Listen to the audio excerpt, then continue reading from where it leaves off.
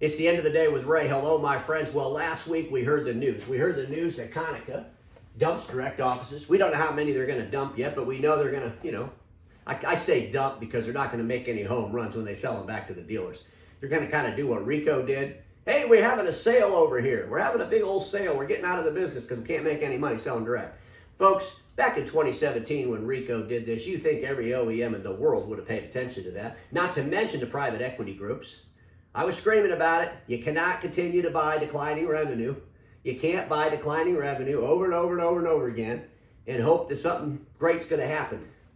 Unless you diversify and you diversify well, you're going to have a disaster. And if you're an OEM, it's just foolish to be out there buying direct distribution in a declining market, oversaturated, where the hardware pricing and the service pricing continues to decline. It is just insanity. Hopefully all the rest of the OEMs learn from both Rico and Konica that going direct into the marketplace is not a good idea. It surely isn't a good idea for the investors. It surely isn't a good idea for the profits of the company. Because both of those two organizations, both Konica and Rico, well, they're having really, really bad years, right? Their year ended in March. They're trying to do all these things maybe to make stockholders feel good for a little while. But the reality of it is, my friends, this is an ongoing problem. It's an ongoing problem with OEMs, and it's an ongoing problem with private equity. You cannot continue to buy declining revenue without diversification, and you can't just diversify by buying some IT services company and saying you're diversified. You actually have to implement and deliver those services into the marketplace. And the OEMs have struggled immensely in doing just that. They put out the letter. It's on their website. You can go read it. And they don't really talk about why they're doing this other than it's a good thing. I don't understand what's good about it. They should just be honest. We find ourselves in a predicament where our costs are out of alignment with our shareholder value. Our costs are out of alignment with our shareholder value. We have to make some serious decisions. We have to clean our house, if you will. Remember when Xerox went through this a couple years ago? Remember all the naysayers, everybody complaining about them? But you know what? They weren't sugarcoating any of this crap. They were telling the truth. You had Carl Icahn out there screaming, putting in a new board, putting in new leadership. We're going to fix this damn thing and we're going to be profitable. Why is it that when the OEMs have to do something that makes sense because their business model's broken, they make it sound like it's a picnic?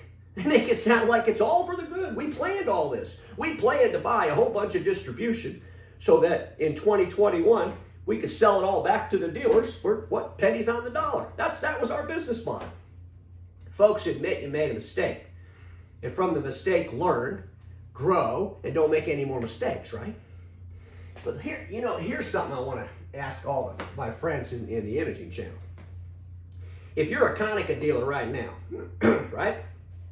And there's a direct operation in your marketplace, and they're going to sell that direct operation to somebody in your marketplace. Is it going to be you, or is it going to be somebody else? And how are all the relationships with Konica going to make it through this? Where's the strains going to come? Here's a good example. So on Konica's website, you could go there and you could find a dealer near me or a location near me. I went ahead and submitted office multifunction equipment. I'm looking for a location near me here in St. Louis. I put in the zip code. I'm going to hit submit. And ladies and gentlemen, lo and behold, I get a list. I get a list of all the dealers that are in the marketplace. And of course, we got Sumner One, we got Copy Concepts here, we got Marco Technologies, we got CDS, and then we got Konica Minolta Business Solutions. That's the direct office. So let's just hypothetically say that this is on the hit list. Konica Minolta, St. Louis, we're going to close her down. Can't make any money. Oversaturated market. We couldn't anticipate this. Little sarcasm there. But let's just say that that's the one they decide to close down. Who do they give it to? Who do they give it to for pennies on the dollar? Do they call up Marco? Do they call up Sumner? Do they call up CDS?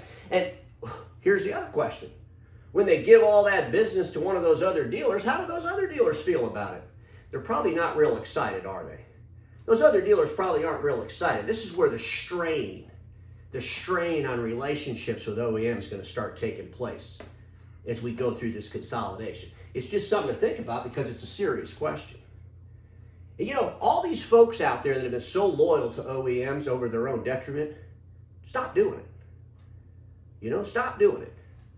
I mean, I talk to some people and they just can't even believe I can have a conversation on the end of the day with Ray about Konica, like there's some kind of holy grail of the whole entire imaging channel. They're an OEM. They're not any smarter. Their executives aren't any smarter than all of our dealer friends, than any other OEM. They're all business people. Business people that make mistakes, business people that do things right. We're all the same. We're trying to make money for our business, right? That's what we do. There is no holier than thou OEM. And it sure as hell isn't Konica or Ricoh or Kyocera or Sharp. The holy grail of your business should be your business, dealer owner, your business. And that's the one you ought to be caring about. Because, ladies and gentlemen, I want to ask some questions. I want to ask some questions at Konica because I don't think they'll ever get asked the questions.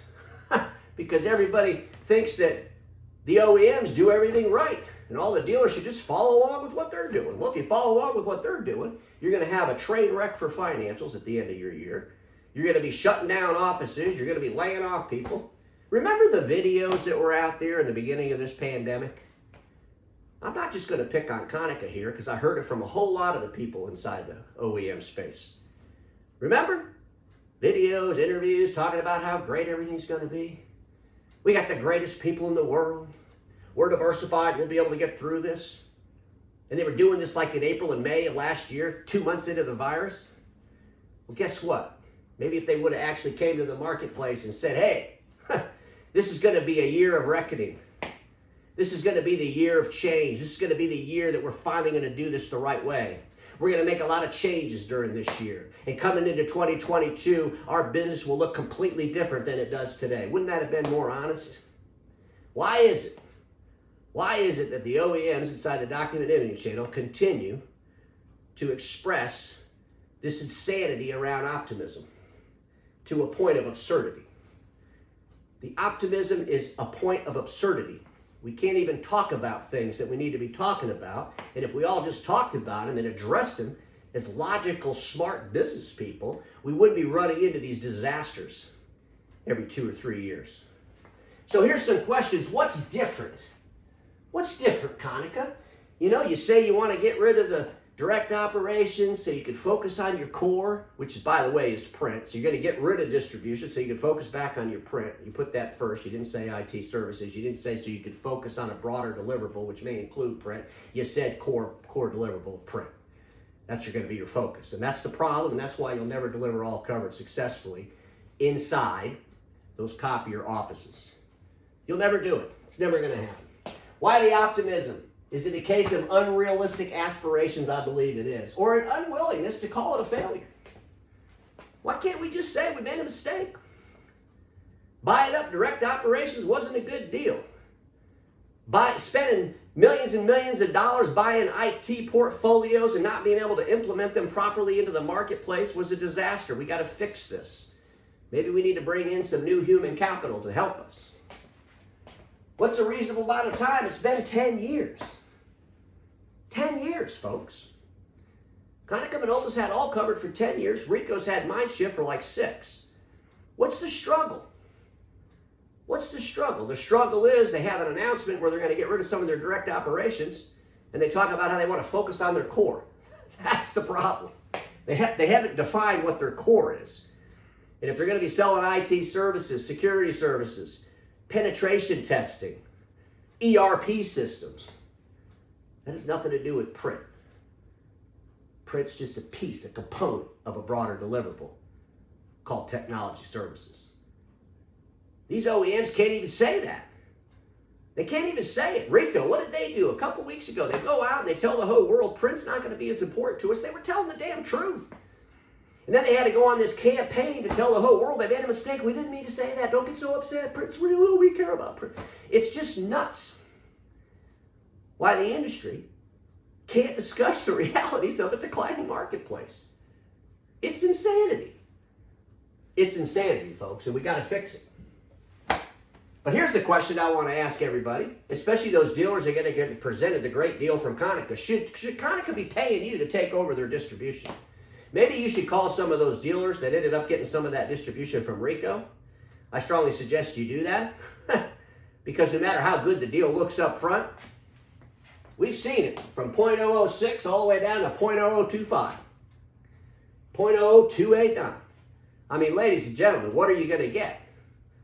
Are you going to get a whole bunch of distribution out there that's practically paying nothing? And then you're going to have to maintain and manage all of that in a declining marketplace? I don't know if it's a good deal to get those customers in all reality. Is it?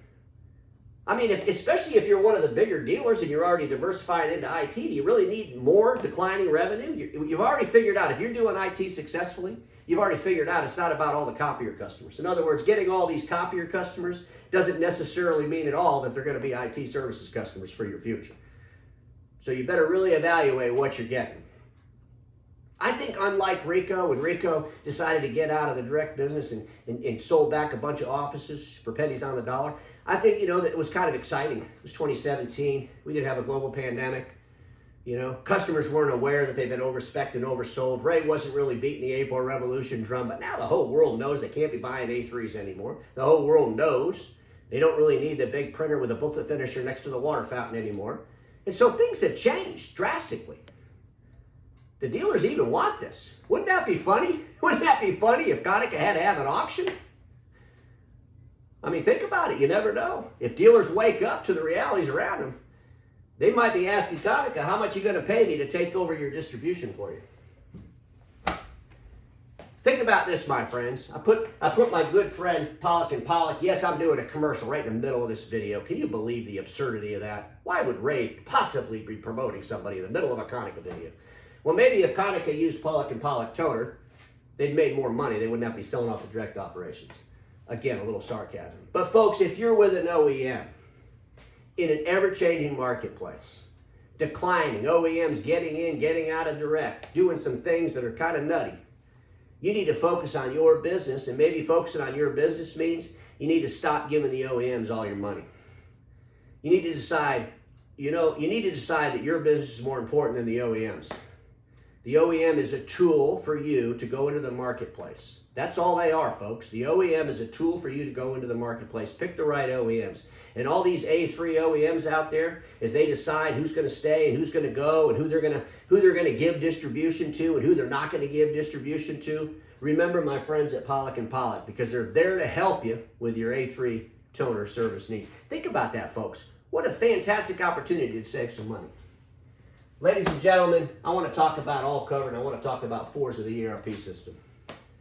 Konica Minolta bought All Covered back in 2011. It's an IT services firm. They've added a whole bunch of add-ons to that over the last 10 years. And the question I have to ask all my friends is this. If they now want to become this master service provider, in other words, All Covered, going into the marketplace, getting dealers to resell All Covered like a master service provider, the same way Continuum does, or the same way Great America's Collaborants does. Now you got All Covered trying to do this. Is this a good idea? I'm just throwing it out there. Is this a good idea? Konica Minolta just said they're getting rid of their direct operations, the operations that they've bought, and if you would have looked at when they were buying them and all the aspirations and optimism when they bought those things, you would have never thought anything would ever happen, right? They would have flourished. It would have been a home run. And now they're selling them off. Are they going to do the same thing with All Covered? Pay attention. Pay attention to who you're doing business with. Pay attention to the value of that business. And then search for the probabilities of something happening. And make sure you have a good backup plan. I think about fours of the ERP system. A whole lot of people, and here's the reality, folks. Obviously, you all know that ECI is on my platform. They support me. But it's not about that as much as it's about the dealers. Konica Minolta came in there and they bought an ERP system for the imaging channel, and a lot of people thought that was a little bit silly, to be honest with you. And a lot of dealers were outraged. They got some agreements. Okay, we're not going to take the data, all that. We've all heard that noise, right? But the reality of it is, if they're willing to sell off their direct operations, do you really think they're going to continue to sell an ERP system to the dealer channel? Come on, folks. Will they sell that off to another B1 partner? I think these are questions that people need to be asking Konica. Maybe they can put it in the comments. Ray, we're going to keep Forza forever. We're doubling down on Forza. Forza is the greatest thing in the world, and we're going to make sure every dealer has it. I don't know if they're going to say that, but if that's their intentions, not only should they say it, but they should give you the plan. They should give you the plan. I would ask some more questions of both of these folks. I would ask, what's the top line revenue of All Covered, and what's the cost of that revenue? How are you doing, All Covered? You want me to use you as my master service provider? Tell me how you're doing. Itemize the revenue cost between the sales and service. Is All Covered paying for itself? Is the print business paying for the sales engine of All Covered? How's this all look? Show me. Show the whole world. Show all the investors in Konica. Maybe they want to see that stuff. What is All Covered's revenue growth from 2011 to 2021? Itemize it out. Tell us how much revenue went inside those copier direct offices. How much did they sell? What's the revenue? What's the profit? Share the story. You know, I put my buddy Milton Bartley on the end of the day with Ray a few different times. He shares all his numbers. I realize he's not Konica Minolta, but he's honest with his numbers. And he shares them with anybody that asks him. Because he's proud of them. Something to be said when you don't share your numbers or when you lump them all together. Are you really proud of them? I think we should be asking these questions. What happens if Konica sells All Covered? I just said that. Think about that, folks. What happens? What about Forza? Will they continue to attempt to displace the Imaging Channel's ERP? Come on. It's been over a decade. Ladies and gentlemen, here's something else I want to ask everybody. What's private equity thinking about the mega dealer roll-ups right now? We got our friends over at Nova Copy, Trivest, private equity. We got FlexPrint, Oval Partners, private equity. We got Ubio, Centennial, and we got Marco with Northwest Equity Partners. What are they all thinking? Think about it. They just saw Ricoh collapse a few years ago with all their direct acquisitions. Now they're watching Konica in the same predicament. What are they thinking? They're thinking that these dealers up here, they better start diversifying. They better start doing it well. Now, we would say that Marco, I don't think anybody would disagree that Marco's probably the most diversified into their IT business. They do it quite well. Have never seen their numbers. But from the looks of things, it appears they do quite well.